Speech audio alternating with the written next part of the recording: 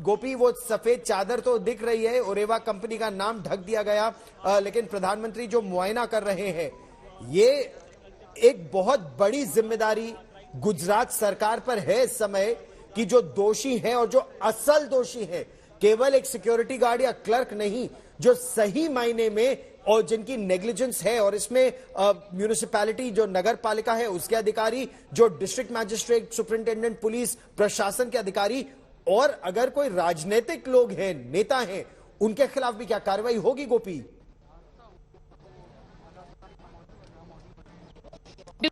लोग उम्मीद कर रहे हैं कि जो भी दोषी हैं उनके खिलाफ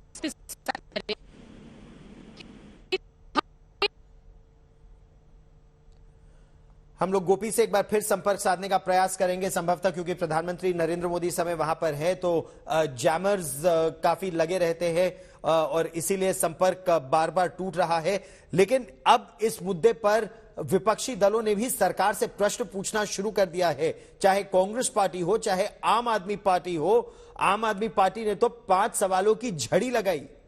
आम आदमी पार्टी ने यह प्रश्न पूछा कि घड़ी और बल्ब बनाने वाली कंपनी को यह कॉन्ट्रैक्ट आखिर क्यों दिया गया। प्रश्न यह भी पूछा जा रहा है कि बिना टेंडर इस कंपनी को यह कॉन्ट्रैक्ट क्यों दिया गया, और जब 8 से 12 महीने यहां रखरखाव का काम होना था, मेंटेनेंस का काम होना था, तो केवल 5 महीने में क्यों खोल दिया गया, और वो भी बिना एनओसी लिए। और एफआईआर में ओरेवा कंपनी का नाम क्यों नहीं है? एक प्रश्न जो आम आदमी पार्टी भारतीय जनता पार्टी से पूछ रही है, रूलिंग पार्टी से गुजरात में, कि क्या ओरेवा कंपनी ने चंदा दिया और बीजेपी को, और अगर दिया तो कितना दिया, और क्या वो वजह है कि इतनी बड़ी त्रासदी के बाद 135 लोगों की मृत्यु हो गई, 177 लोगों को बचाया गया, और इसके बावजूद ओरेवा कंपनी के आला अधिकारियों का नाम या फिर मनसुख पटेल जो उसके मैनेजिंग डायरेक्टर हैं उनका नाम नहीं है।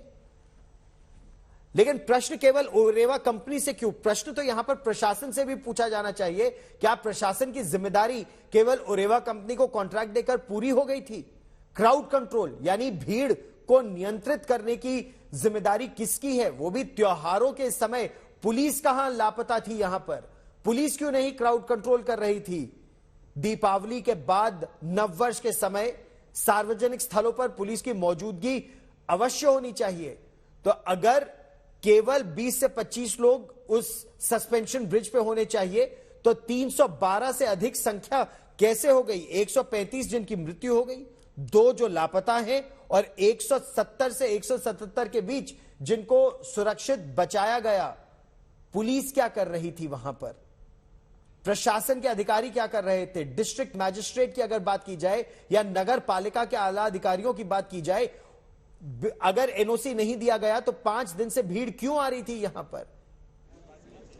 ऐसे कई प्रश्न हैं जिनके उत्तर अभी भी तलाशे जा रहे हैं, और निश्चित तौर पर केवल 2 सिक्योरिटी गार्ड या 2 कॉन्ट्रैक्टर को गिरफ्तार करके या फिर जो टिकटिंग क्लर्क है उसको गिरफ्तार करके प्रशासन अपनी जिम्मेदारी से हाथ नहीं धो सकता। अब हम आपको तस्वीरें दिखाएंगे। प्रधानमंत्री नरेंद्र मोदी अब मोरबी अस्पताल पहुंच रहे हैं।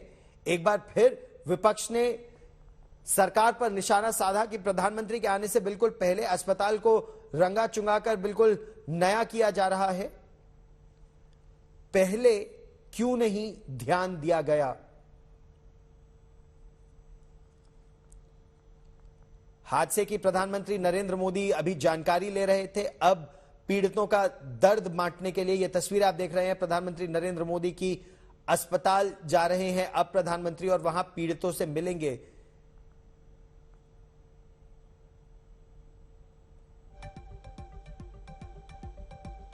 और मेरी सहयोगी गोपी घांगर लगातार हमको ताजा जानकारी दे रही थी।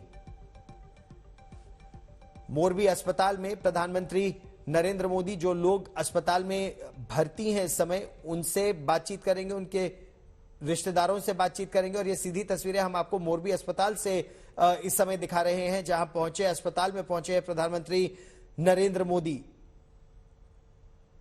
मोरबी म्यूनिसिपल कॉरपोरेशन ने यह कॉन्ट्रैक्ट ओरेवा कंपनी को दिया था, लेकिन बिना टेंडर के यह कॉन्ट्रैक्ट क्यों दिया गया? यह एक प्रश्न है जो जांच में निकल कर आएगा। और इसकी वजह क्या थी? क्या कोई पैसे का लेन देन हुआ था? क्योंकि कहा तो यह जा रहा है कि मनसुख पटेल, जयसुख पटेल जो एमडी हैं उरेवा कंपनी के, जयसुख पटेल ने वो अपने समाज को, अपने शहर को कुछ देना चाहते थे और इसीलिए वो उन्होंने रखरखाव की जिम्मेदारी ली थी। लेकिन कितना लचर था ये रखरखाव, ये सबसे बड़ा यहां प्रश्न है।